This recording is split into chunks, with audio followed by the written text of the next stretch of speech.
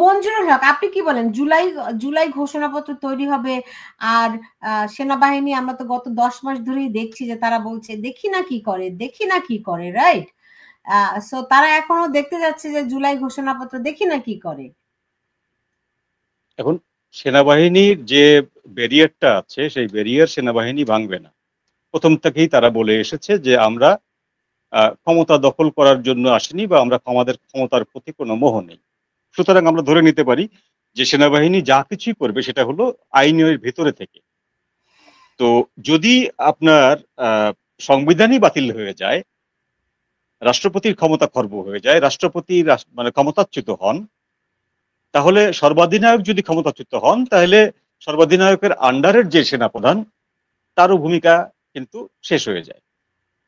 তখন তারা ইচ্ছা করলেই যে কোনো একজনকে, তার অধীনস্থ যে কোনো একজনকে এনে সেনাপ্রধান করতেই পারে, বা তাকে হয়তো বলতে পারেন যে আমরা কোর্ট মার্শাল করছি না, আপনি নিজেই চলে যান, দয়া দেখিয়ে এটা করতে পারে। কারণ যখন সংবিধানের একটা বিকল্প তৈরি হয়ে যায়, এবং সেই বিকল্প হচ্ছে ধনন্তরী আপনার পিতলের বাটির মতো, চালান দিলে যে যেদিকে খুশি সেদিকে যাবে, যা খুশি আপনি করতে পারবেন, আলাদিনের চেরাগের মতো। সেটা আপনি ঘোষণা দিলেন যে লর্ড অফ প্রেসিডেন্ট, সেখানে 10 জন প্রেসিডেন্ট খাড়া হয়ে গেল। আপনি ঘোষণা দিলেন যে সেনাপ্রধান চেঞ্জ, সঙ্গে সঙ্গে চেঞ্জ হয়ে গেল। অর্থাৎ ইচ্ছাতন্ত্র। জুলাই ঘোষণাকে আমি যদি এক কথায় বলি, এটা হচ্ছে ইচ্ছাতন্ত্র। তো সেই জিনিসটা যদি চালু করে ফেলতে পারে, তাহলে সেনাপ্রধানের এই যে আইনের বাইরে যাব না, নিয়মের বাইরে যাব না, এই কথাগুলোর কোনো ভ্যালু থাকে না। তিনি নিজেই কিন্তু তখন পাওয়ারলেস হয়ে যাবেন। কে যে তাকে তার জায়গাটা রিপ্লেস করবে উনি টেরও পাবেন, রিপ্লেস করে ফেলবে। স্যার তো বলেই দিলেন যে প্রেসিডেন্ট সাহেব চলে যাবেন বাড়িতে, অথবা উনি দেশ ছাড়তে পারেন, ওনাকে দেশেই থাকতে দেওয়া হলো না, এমনও হতে পারে। অর্থাৎ ইচ্ছাতন্ত্র কায়েম হয়ে গেলে তখন আর এই ডিসেম্বর না ফেব্রুয়ারি না এপ্রিল, এই বিষয়গুলো একেবারেই ক্লিশে হয়ে যায়, এর কোনো ভ্যালু নাই তখন। এখন বড় ধরনের একটা এনার্কি হবে জুলাইতে, এবং সেই এনার্কিটা আমাদের সেনাবাহিনী বলার আগে আমাদেরকে দেশপ্রেমিক বলে নিতে হবে। দেশপ্রেমিক সেনাবাহিনী সেটাকে কিভাবে হ্যান্ডেল করবেন, দ্যাট ইজ দ্য কোশ্চেন। এখানে প্রেসিডেন্টের কোনো ক্ষমতা নেই। মাননীয় মহামান্য রাষ্ট্রপতি সর্বাধিনায়ক বটেন, কিন্তু তিনি এককভাবে কোনো ক্ষমতা রাখেন না এই বিষয়গুলোকে হ্যান্ডেল করার জন্য। সমস্ত ক্ষমতার চাবিকাঠি দুইটি জায়গায়, একটি হলো ডক্টর মোহাম্মদ ইউনূস, আর একটি হলো জেনারেল ওয়াকারুজ্জামান।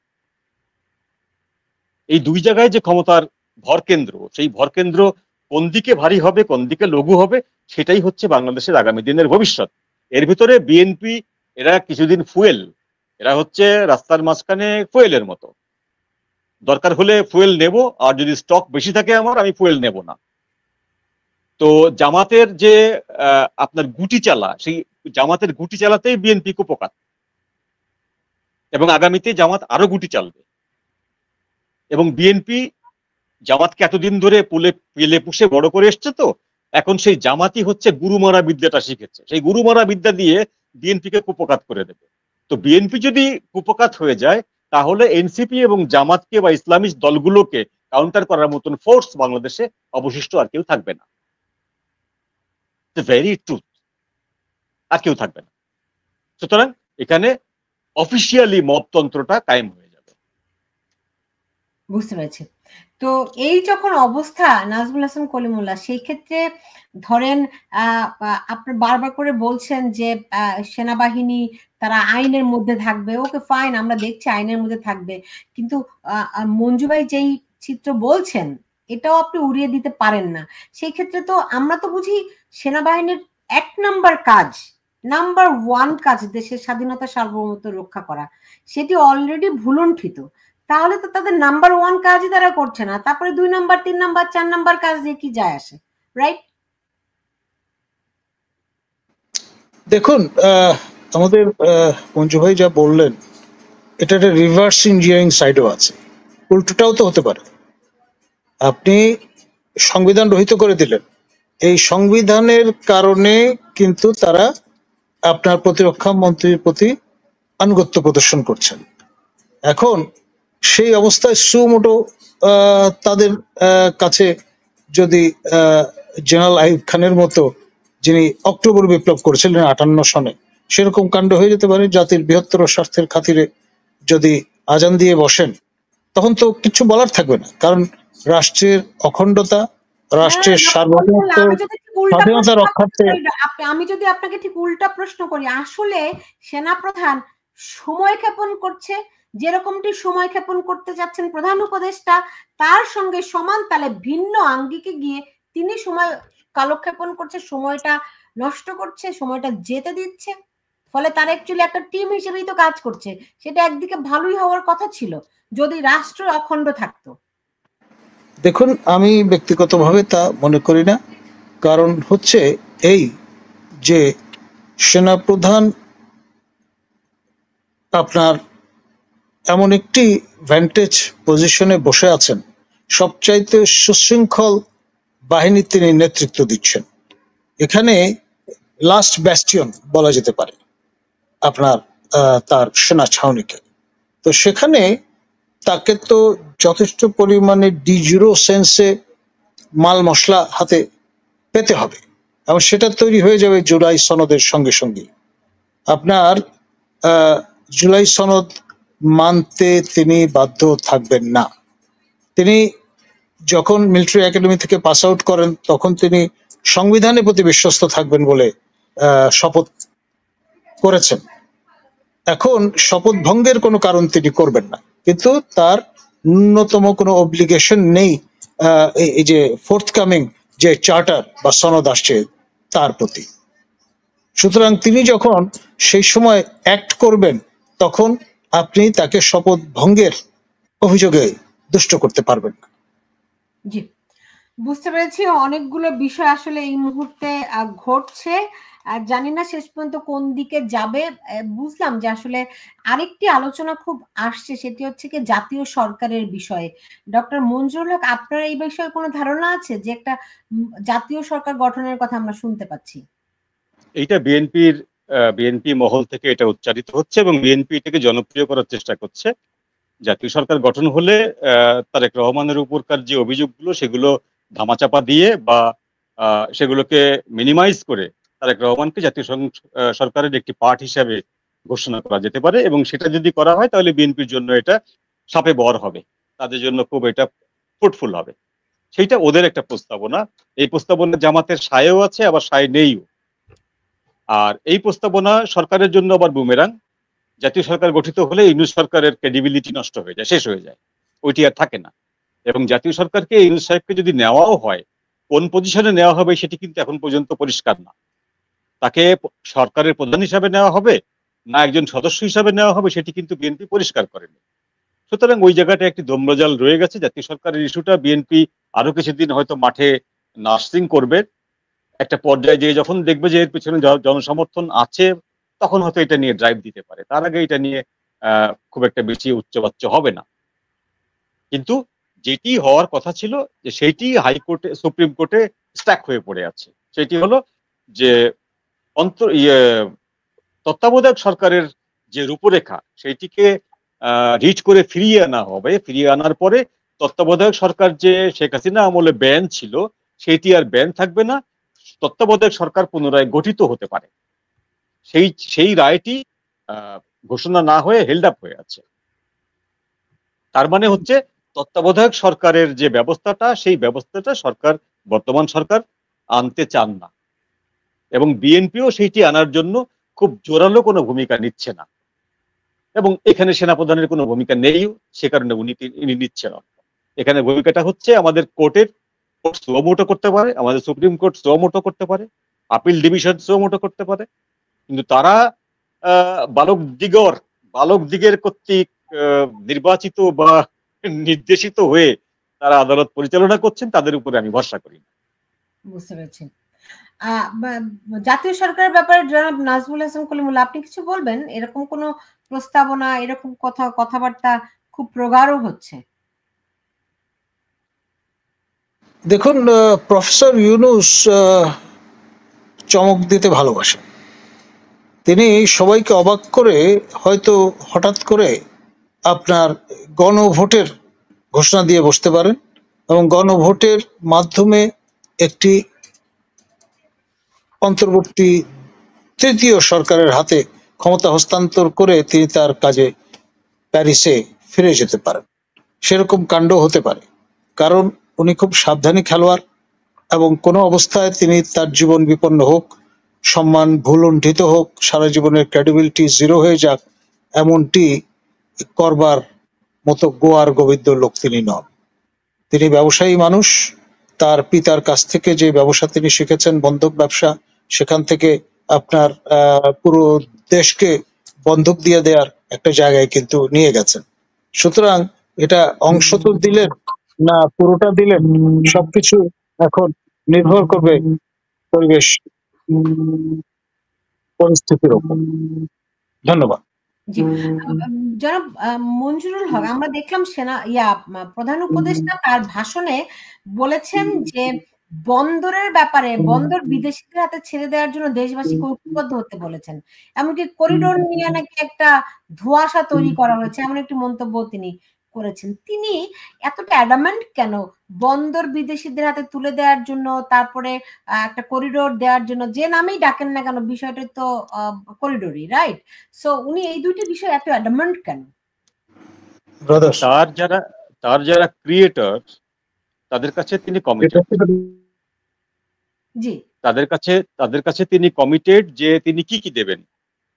যেমন ধরুন যে তিনি চীনে গেলেন, চীনে যে কমিটমেন্ট করে এসেছিলেন যে আপনারা সেভেন সিস্টার একটা ল্যান্ডলক জোন, আপনারা এখানে এসে আপনারা চট্টগ্রামে এসে যত খুশি আপনাদের জায়গা নিন, আপনারা এখানে ব্যবসা করুন, আমরা গার্ডিয়ান অফ দ্য ওশান। হ্যাঁ, তো চীনকে উনি আহ্বান করেছিলেন সেখানে আসুন, আপনারা লালমনিরহাটে আমাদের একটি পরিত্যক্ত এয়ার স্ট্রিপ আছে, আপনারা সেটা রিনোভেশন করে সেখানে আপনারা বিমান টিমান রাখতে পারেন, সেইটি আপনাদের স্ট্র্যাটেজিক একটা পয়েন্ট হবে। আপনারা মংলা পোর্ট আধুনিকায়ন করতে পারেন, আপনারা বাংলাদেশে ইনভেস্ট করতে পারেন এবং সেই ইনভেস্টগুলো সব প্রফিটেবল হবে। ইনি প্রপোজাল দিয়ে এসেছিলেন, জাপানকে প্রপোজাল দিয়ে এসেছেন। তো সেই তিনি যখন তার যারা ক্রিয়েটর তাদেরকে যখন তিনি কমিটমেন্ট করে এসেছিলেন যে আমি এই দুটো জিনিস অবশ্যই দেব, তার একটি হচ্ছে কোনো একটি জায়গায়, চট্টগ্রামের বাফার জোনের কোনো একটি জায়গায় আমি একটি ঘাঁটি করতে দেব। সেটি টেকনাফে হতে পারে, সেটি সেন্ট মার্টিনে হতে পারে, সেটি আমাদের শিলখালিতে হতে পারে, কক্সবাজারে হতে পারে। এটি ঘাঁটি দেব এবং চট্টগ্রাম পোর্টকে আমরা পরিচালনার জন্য একটি মাল্টিন্যাশনাল কোম্পানির কাছে দেব, যে কোম্পানিটা আপনাদের প্রফিটেবল। এখন এরকম পোর্ট কিন্তু বিভিন্ন কোম্পানিকে লিজ দেওয়া বিভিন্ন দেশের সিস্টেম আছে, বিভিন্ন দেশ এটা দিয়ে থাকে। আমরা যদি রেফারেন্স দেখি যে কোরিয়া থেকে শুরু করে এই এন্টার যে এশিয়ান, পূর্ব এশিয়া, এশিয়ার যে বেল্ট, এখানে অনেক দেশই নিজেদের পোর্ট বিদেশি বিভিন্ন এক্সপার্ট যারা হ্যান্ডেলার তাদেরকে দিয়ে হ্যান্ডেল করায়, আছে এরকম। কিন্তু উনি যে স্বপ্নটি দেখাচ্ছেন সেইটি হচ্ছে অলীক স্বপ্ন। উনি বলছেন যে এই হ্যান্ডেলারদের সাথে বাংলাদেশের যারা লোকজন আছে তারা এই কাজটা ভালো করে শিখে নেবে, শিখে নেওয়ার পরে আজ থেকে 10 বছর পরে বাংলাদেশের এই লোকগুলো বিশ্বের অনেক জায়গায় পোর্ট হ্যান্ডেল করবে। পোর্ট হ্যান্ডেল করে আপনাদের কোটি কোটি ডলার আমাদের ইনকাম হবে। এই জিনিসগুলো হচ্ছে অলীক স্বপ্ন, জাস্ট অলীক স্বপ্ন এগুলো, ফর নাথিং এই কথাগুলো বলা। কারণটা হচ্ছে যে আমরা অনেক কিছু করে অনেক কিছু করতে পারি, কিন্তু কতগুলো লিমিটেশন আছে আমাদের, তাই না? আমরা চাল এক্সপোর্ট করতে পারি, কোনো একটি বছর আমরা চাল এক্সপোর্ট করতে পারি, কিন্তু পরের মাসে আমাদেরকে আবার চাল ইম্পোর্ট করতে হবে।